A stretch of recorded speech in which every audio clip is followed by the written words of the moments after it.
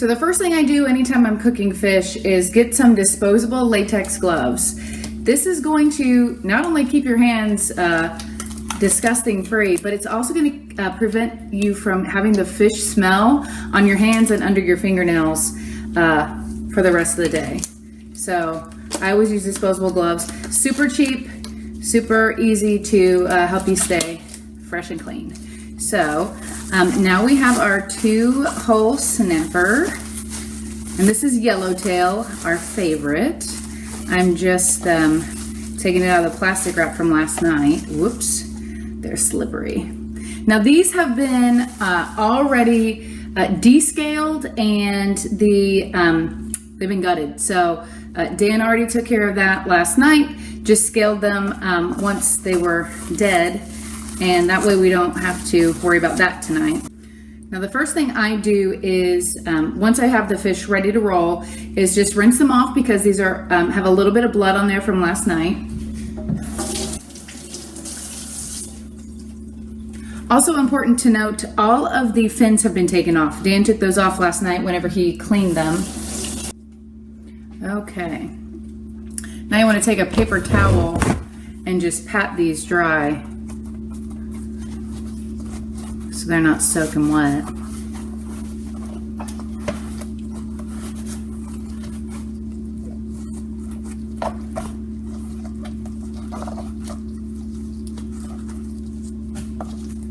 Okay, so like I mentioned, no scales, no fins, and they've already been gutted. Now what you want to do to make sure that it cooks all the way through is get yourself a big knife and cut 3 slices pretty far into the flesh so that whenever you fry them, it cooks all the way through and it doesn't take you forever. You don't have to guess on how long it's going to take. Like so.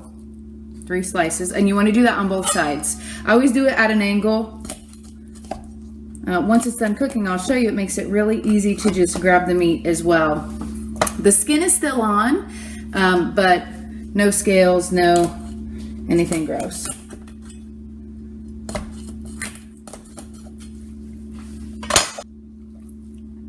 Now I'm going to take the glove off here so I don't get the bag disgusting. And we'll get our bag full of goodies and put the fish in.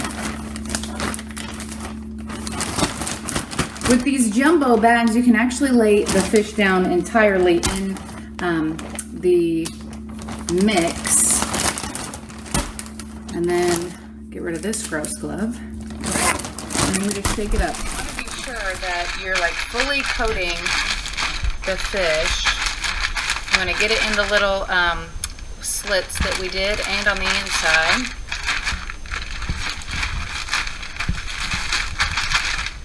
I always do this outside on the side burner of the grill because otherwise your entire house is going to smell like fried fish, and no one wants that.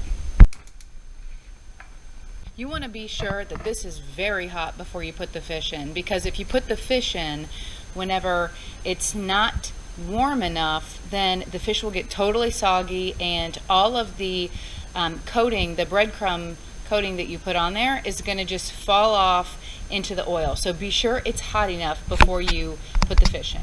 Alright, so I took a tiny pinch of fish and we're going to test it out. Let's see, is it ready? It's ready, and here we go. You just want to lay it in there gently, just like that. Hold on to the tail to the very end. There you go. Now take your spoon and just work the oil over it. Don't worry about the tail. We'll take care of that in a minute.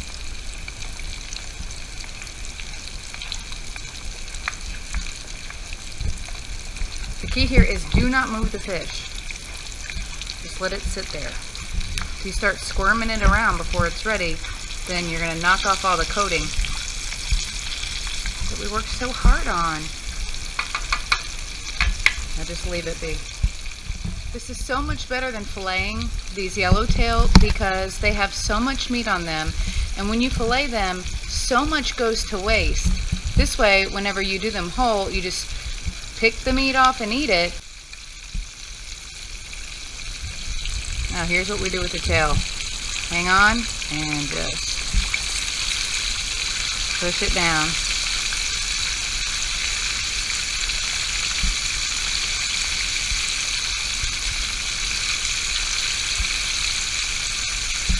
There we go, see?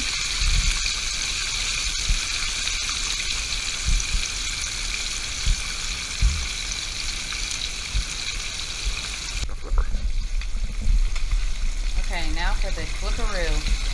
Gotta have both hands for this. That smells great. There we go. Beautiful. Wood, silicone. Don't use anything else. You'll scrape your wok.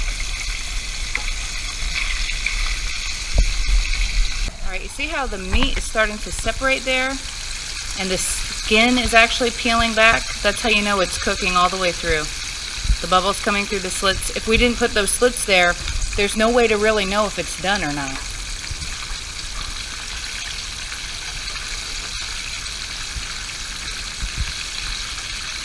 It's getting all nice and browned there.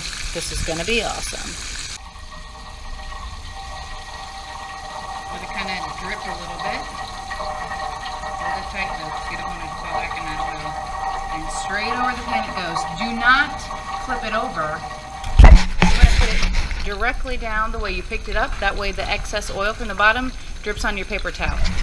Okay, number 2's turn. In we go. Just like that.